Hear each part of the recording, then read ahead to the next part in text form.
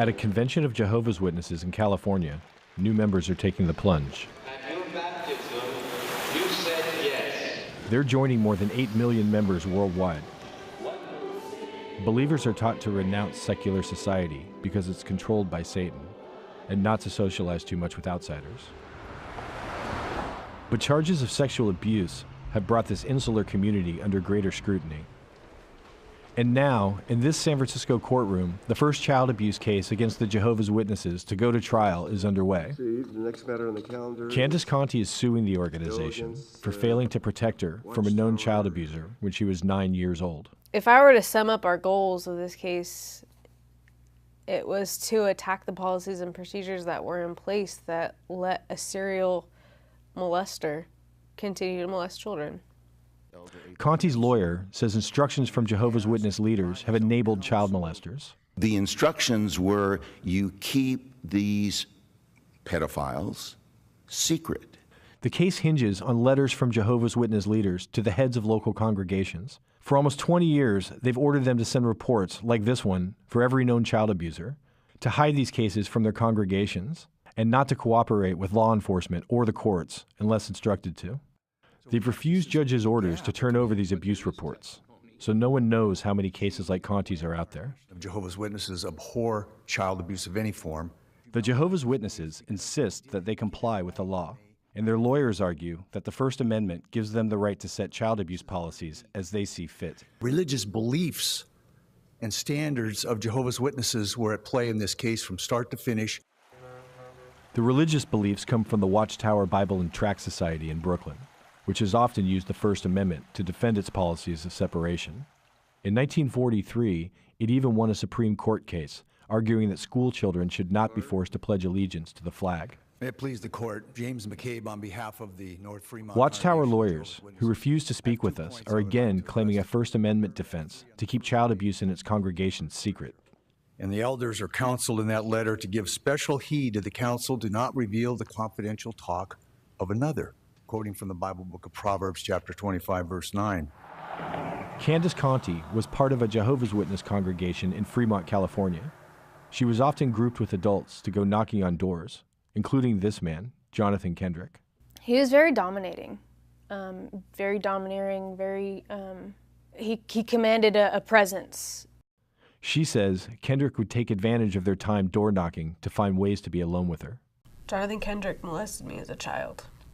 I really kind of pushed everything down and tried not to think about it as much as I could. What no one in Conti's family knew was that Jonathan Kendrick had admitted to molesting another child a year earlier. Regarding possible sexual abuse. Michael Clark, an elder in the congregation, was asked about it in this deposition.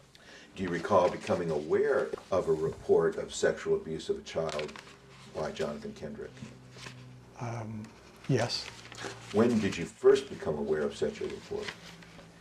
He had called us to his home to discuss or to confess to an incident with his stepdaughter.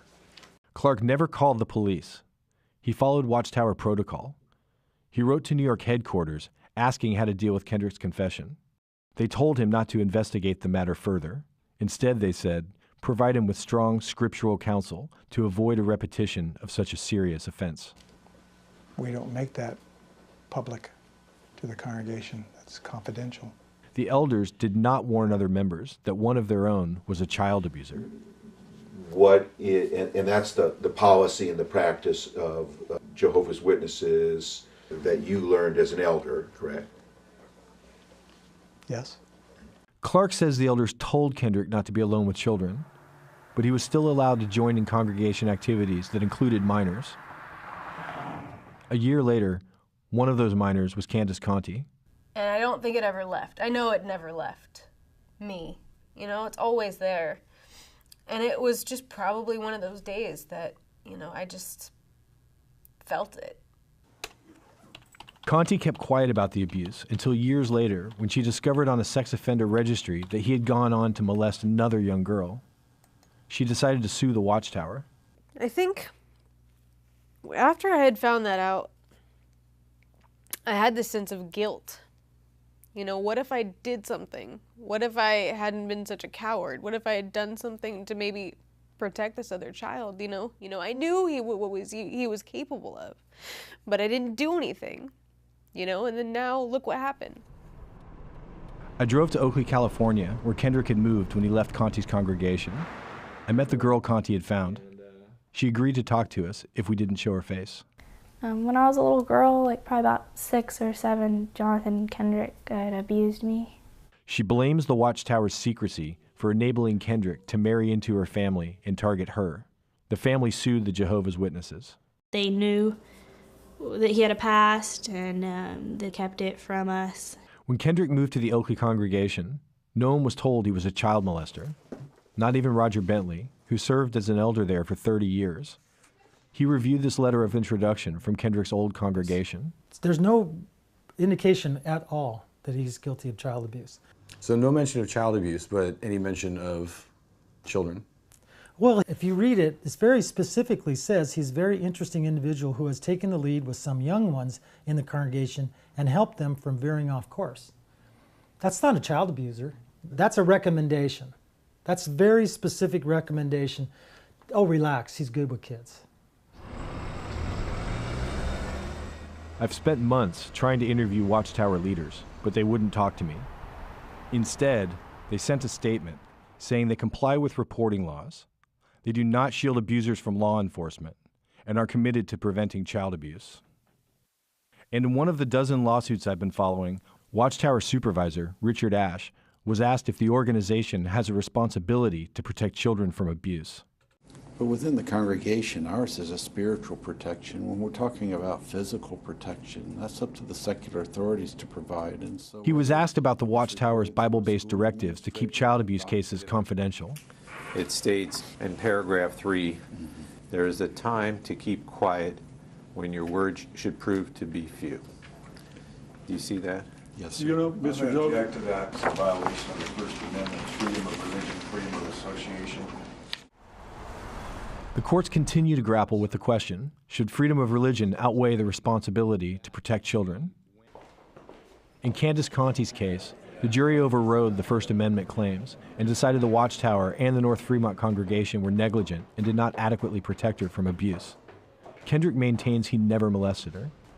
Pending appeal, she was awarded more than $15 million in compensation and damages.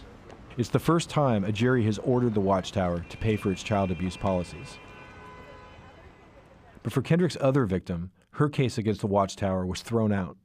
Even though Kendrick confessed to the abuse in this deposition and served about 8 months in jail, the judge affirmed that the Watchtower's policies were protected by the First Amendment. It was not liable because the abuse occurred at home and not in the course of religious activity. The Watchtower had no obligation to warn the family about Kendrick's past. Kendrick is now free and still an active member of the Oakley congregation. The fact that Jonathan Kendrick is still a member of good standings is absolutely ridiculous. It's scary. I mean, the fact that he still has access to children, and really, my parents didn't have the power to know that Jonathan Kendrick was a child abuser. Let's give the parents the power to be able to protect their children. And that's what these organizations are hiding. Despite the huge verdict against the Watchtower, the organization is sticking to its policies. In fact, it just released another confidential memo reminding elders to keep quiet about child abuse.